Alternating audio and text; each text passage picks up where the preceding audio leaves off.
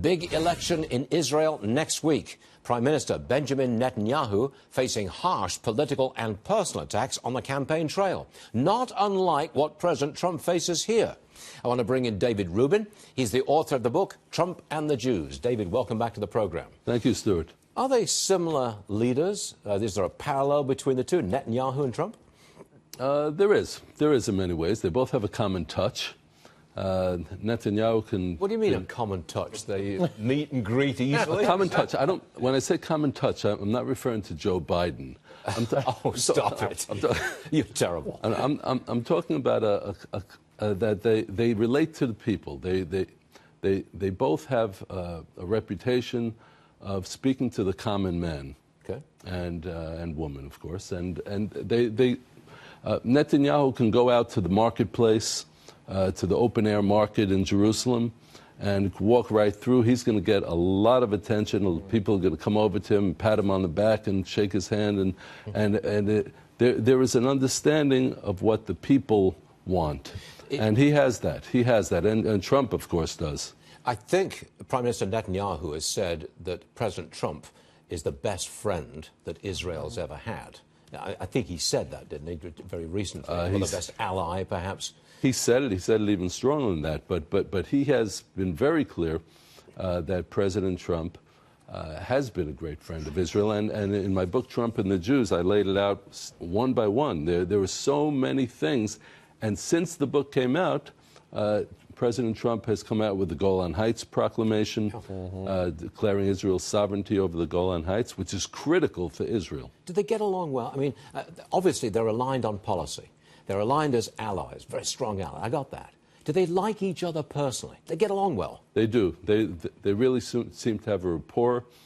And yes, of course, they're both, you can't ignore policy. They're both conservatives. They're both very strong economic conservatives, and they both believe in the free market. But that relationship, that strong relationship, does that translate into more support for President Trump amongst Jewish people in America? Jewish people in America are in a different league, Stuart, unfortunately. In what way? Unfortunately. The American Jews, the overwhelming majority of American Jews are disconnected from their roots.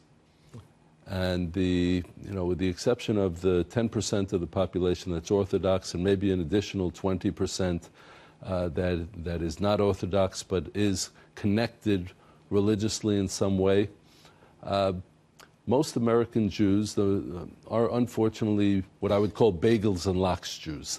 And people in New York City know what bagels and lox are. They're culinary Jews.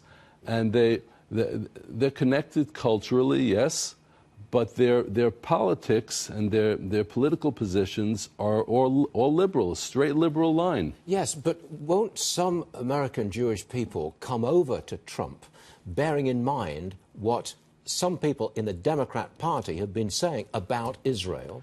Ilhan Omar, for example. I mean, sure, wouldn't that bring some American Jews into the Republican camp this time around? I believe very strongly that it will. It's kind of like you can feel an affinity for a political party based on a lot of the positions. But when somebody comes to you and starts calling you names, and you see that the so-called protector, the heads of the party, like Chuck Schumer and Nancy Pelosi, are doing nothing about it. I mean, Ilhan Omar came out and made blatant anti-Semitic statements, as did her colleague from Michigan, and this is classic anti-Semitism. And it was very disturbing. The Jewish community in America was very shaken by it. But the Democratic Party leadership did not do anything about it. Unlike how the GOP dealt with the Steve King issue, where they said he is not going to be on any committees, Ilhan Omar still sits on the Foreign Affairs Committee, which is a critical position. Real fast, what do you make of closing the border and or building a wall? Because Israel has closed its border with its neighbors and it's got a wall. We close borders all the time. And every time there is a major terrorist attack, Israel's border is closed. But you don't have that cross-border trade that America has with Mexico.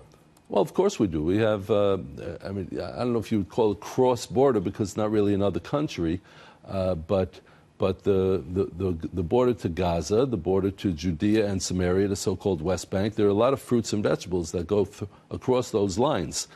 And, you know, you close it, right? You close that border on it. We close it for periods of days, sometimes even a week or two. So you put security over economics. Look, ultimately, you have to make a decision based on the long term. We can do without avocados for a few days, or maybe, you know, perhaps try the avocados from Florida and California. They may not be so bad. But you have to think long term. Security is number one. Okay.